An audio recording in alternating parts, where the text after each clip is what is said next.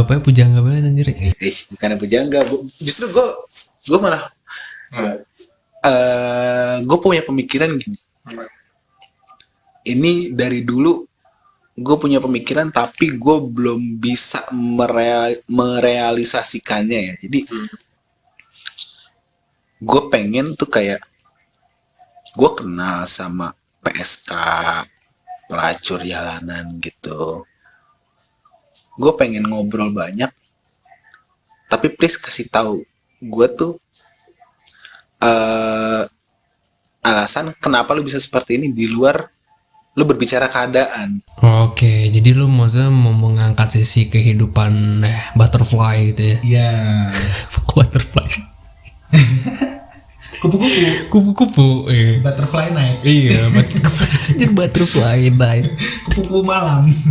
Kayak gitu. Itu Emang tapi masih ada gitu deh. masih ada. Oh, masih ada. Banyak. Maksudnya gue kalau dulu zaman gue kuliah lewat Parung kan banyak banget, sekarang udah nggak ada coy. Ada masih. Oh ada. Justru kayak gini, gue pengen misalkan gue punya duit, gue tahu harga sewanya dia udah plus kamar itu misalkan 1 juta. Itu kan sekali main. Murah banget aja. Misalkan. Oh misalkan iya. Tahu. Iya. Umpamanya aja tuh misalkan. Gue ngorek banget kayaknya ya. Nah, dari 1 juta itu misalkan gue sewa dia tuh bukan untuk gue maksudnya lu mau gini, tapi gue pengen ngobrol, sharing kenapa lu bisa seperti ini. Ya kan, kalau misalkan pasti orang sama gue juga nggak munafik, ujung-ujungnya pasti soal duit sama keadaan. Coba maksudnya di luar itu ada nggak sih alasan lain? Itu yang belum gue temuin. Tapi lu selama ini udah pernah ngobrol sama? Belum pernah. Oh belum pernah. Karena gue nya tuh Gak punya modal. Bukan gak punya modal. Gue berpikirnya gini. Memang sih kalau misalkan gue mencari PSK secara langsung itu sulit ya, tanpa gue harus keluar modal dulu. Jadi mau nggak mau memang gue harus keluar modal dulu.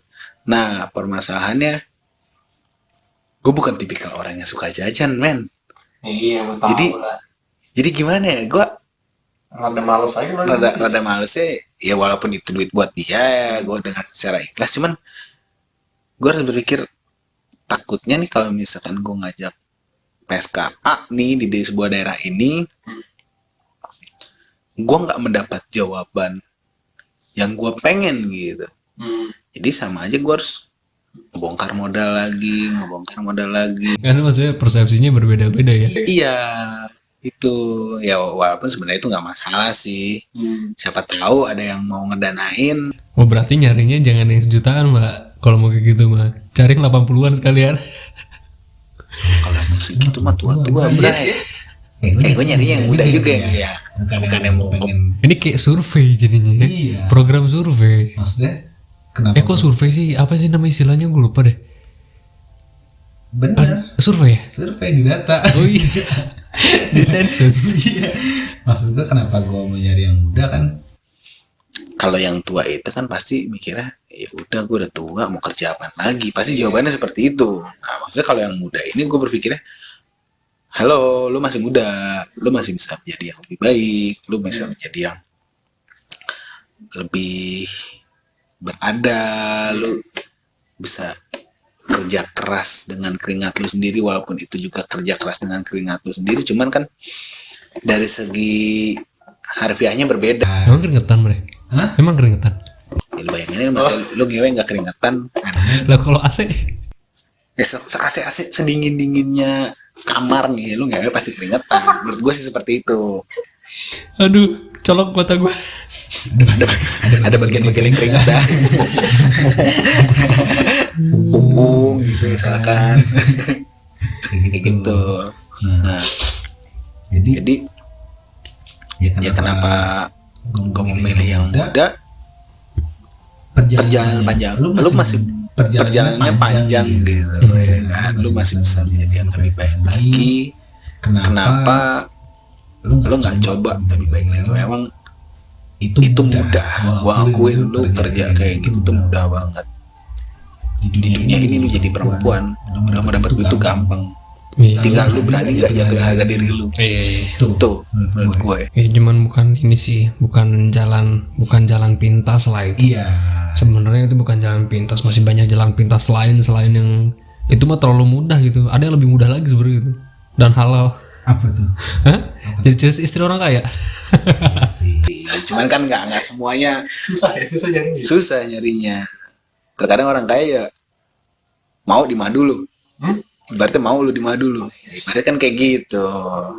Ya kalau misalnya perempuan mau aja silakan, gue sih nggak ngelarang gitu, orang dia pengen. Kalau cewek sekarang kan lebih intelek, lebih pinter. Kalau sekarang kadang cowok aja sekarang banyak yang kekejar kan. Ya. Maksudnya dalam konteks pendidikan dan karir kan udah banyak yang kekejar banget cowok. Ya, setuju.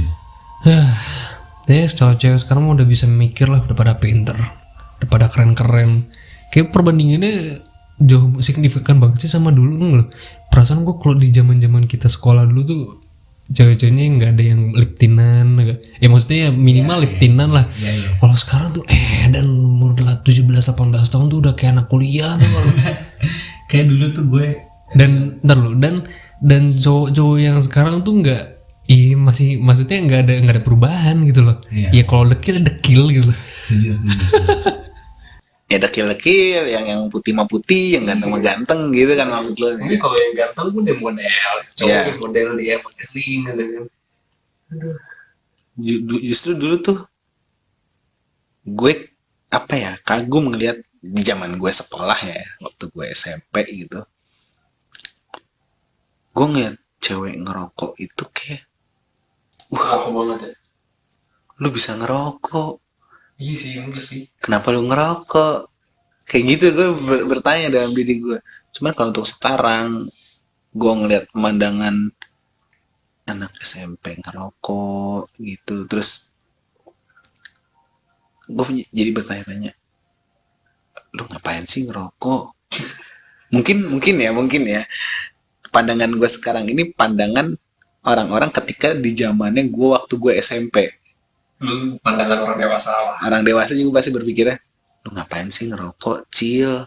Iya. Kan sekarang gue jadi ngerasa kayak gitu, lu ngapain sih ngerokok, Cil? Jangan ngerokok lah kalau bisa. Masalahnya lu perempuan, walaupun sebenarnya nggak masalah lu ngerokok, itu hak lu gitu. Cuman lu masih muda, lu masih terlalu muda untuk mengetahui hal-hal seperti ini. Jangan dulu, walaupun lebih baik lu nakal dari sekarang kayak gitu. Kalau dulu perbedaannya ya, kalau dari konteks gue, maksudnya dari sisi gue, kalau dulu emang bener kayak menurut kata lu, kalau ngeliat cewek ngerokok tuh kayak wah, maksudnya lu wild banget sih gitu ya. Iya. Lu wild banget. Kalau sekarang tuh kayak biasa banget tuh.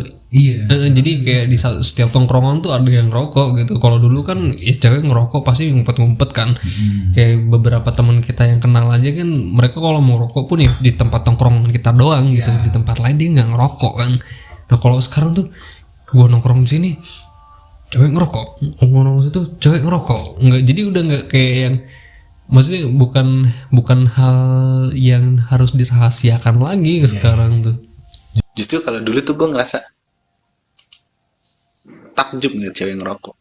Iya, keren coy.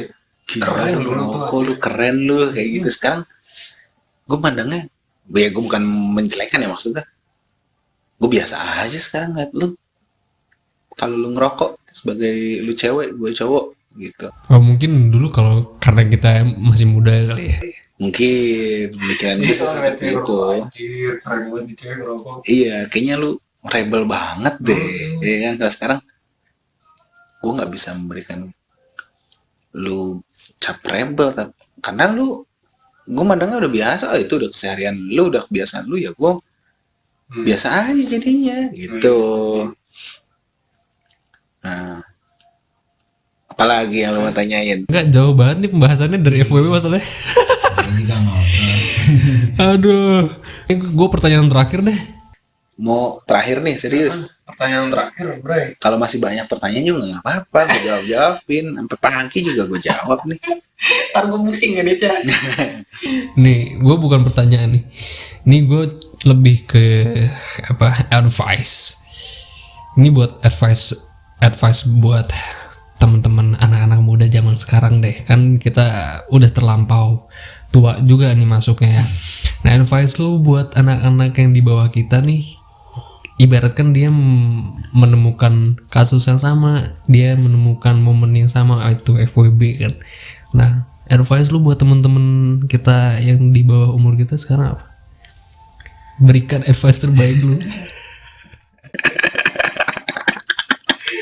Anjing, gue nggak bisa nih ngasih kayak gini nih, wah ngadi-ngadi lo. Wah, caur. Gimana ya? Kalau lo menemukan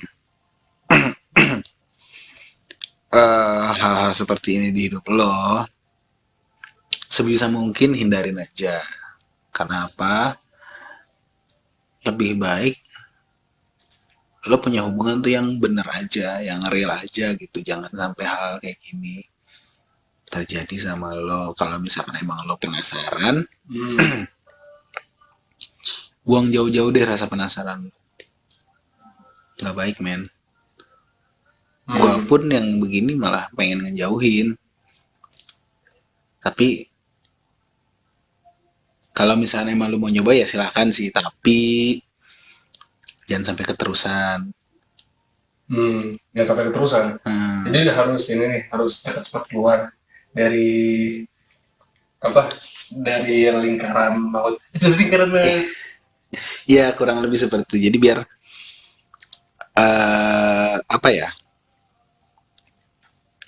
biar lu nggak semakin terjerumus dan lu nggak semakin penasaran, walaupun bakalan penasaran ya mencoba.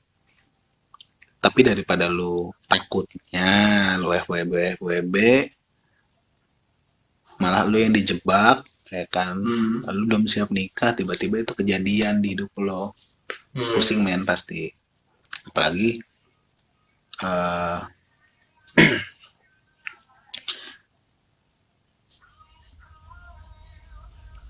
apalagi lu masih sekolah atau lu masih kuliah yang lu pengen main-main tapi nyatanya lu kejebak. Bahaya itu sebenarnya. Jadi kayak ya udah lu jalanin serius aja. Kalau misalnya emang lu main-main, lebih baik jangan sampai FWB. Cari yang aman-aman aja. Kalau misalnya mau lu FWB, jangan dah, gue nggak mau ngasih tau dulu. Kasian, men. Ya jangan. Tinggalin aja udah. Jangan. Gini nih, jadi pada dasarnya intisarinya adalah gini. Setiap cerita dan pengalaman yang kita dapat itu pasti punya intisari positif dan negatif yang bisa kita ambil, dan butuh kedewasaan untuk gimana caranya kita untuk menyikapi satu permasalahan tersebut. Kalaupun memang FWB itu membawakan sisi positif, kalau dari kaca gua itu FWB itu sama aja sebenarnya gini, kayak call manager, coy. Lu membuka relasi sebanyak-banyaknya dengan cara seperti itu benefit nomor satu yang sebenarnya menguntungkan lu, karena lu akan mempunyai banyak teman, mempunyai banyak rekan gitu kan, di mana-mana lu punya kenalan kan. Nah, itu sisi positifnya. Cuman negatifnya adalah ya lu menghancurkan apa ya? Lu menghancurkan reputabilitas lu di mata cewek-cewek, bahwa lu tuh sebenarnya ya bisa jadi gitu kan, lu bisa dicap fuckboy lah, atau lu bisa dicap playboy lah, atau lu bisa dicap sebenarnya lu cuma main-main, cowok yang suka main-main doang. Nah, itu kan ya itu persepsi orang yang berbeda-beda. Cuman gue balik lagi, gimana cara kalian menyikapi satu cerita atau permasalahan itu atau pengalaman lu itu dengan kedewasaan gitu loh. Dan jangan juga terlalu terjerumus dalam-dalam, men. Ntar kalau takutnya kalau kedalaman jadi. Kalau kedalaman kenakan. Aduh, caur. Ini udah berapa? Udah 2 jam, hampir 2 jam, coy. Hampir 2 jam, men. Pembahasan yang terlalu eksplisit ini, anjir. Ini kita udahin aja kali ya. Ntar kita akan ada episode berikutnya yang lebih eksplisit daripada boleh. Guys, thank you banget yang udah ngedengerin Perjalanan di Antara Angan Beda Podcast. Gua Fahim Muhammad dan juga ada rekan kita, teman kita malam ini, narasumber yang paling gokil dan random karena datang malam-malam ke rumah gua, namanya Albans. Halo, mau titip salam gak Ray biar kayak di radio? Salam dah. Oke, kalian jangan sakit-sakit, sehat terus karena sehat itu mahal. See you guys on the next podcast. Peace out.